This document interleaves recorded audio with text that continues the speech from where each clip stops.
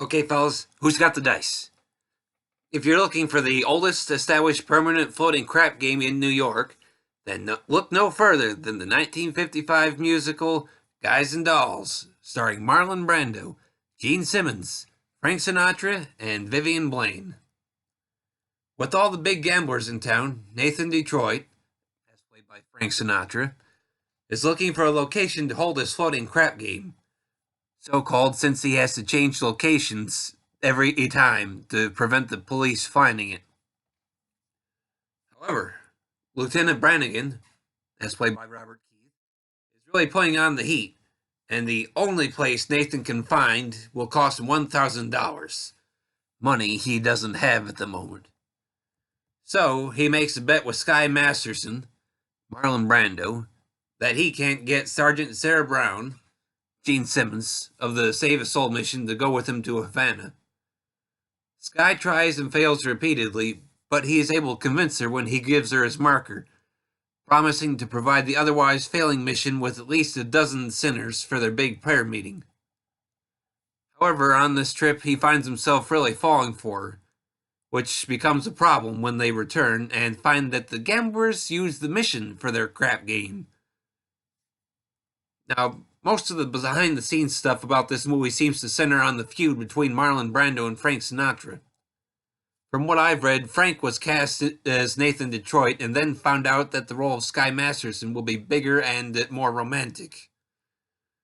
However, by that time, Marlon Brando was cast in the role, and at the time, he was a bigger star than Frank, who had admittedly been making a comeback after his Oscar win for From Here to Eternity. But he hadn't made enough of a comeback yet to have the pull to get the role of Sky Masterson. Now, while Marlon Brando himself was at first open to working with Frank in an attempt to try and improve his own singing and whatnot, Frank made his own feelings known, and everything just kind of went downhill from there in terms of... But it's whatever their problems were off-screen, I think they worked pretty well together on. Prior to my first viewing of this movie, I generally didn't care for Frank Sinatra, and the only movies of his that I had seen and enjoyed, I generally liked because of his co-stars, like Gene Kelly in any of the three films they made together, or Bing Crosby in High Society, etc. But Guys and Dolls was the first movie that I liked Frank Sinatra in, and since then I've had fun watching a few of his other movies too.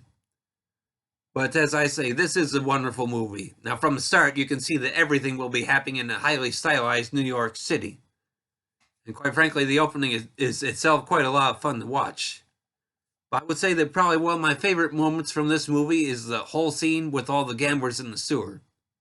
I mean, it starts off with a dance with the gamblers playing craps, and one would think that that would just be something that shouldn't work, and yet somehow in this movie, it does. Okay, it's obvious that the dancers themselves aren't actually using dice, but you can't really expect them to with some of those leaps that they do. But equally as memorable within the whole scene is when Big Julie, that's played by B.S. Pulley, forces Nathan Detroit to play craps with him using his own dice, which had spots removed, although Big Julie claims to remember where the spots were originally. All in all, I'd say that this is a fun movie and one I would quite heartily recommend. The movie is available on Blu-ray and DVD individually, and on Blu-ray is part of the 5-film Frank Sinatra collection from Warner Home Video and is 2 hours. Oh, thanks for listening this time, everybody, and keep coming back for more. In the meantime, I need to find those dice. I gotta remember where those spots are.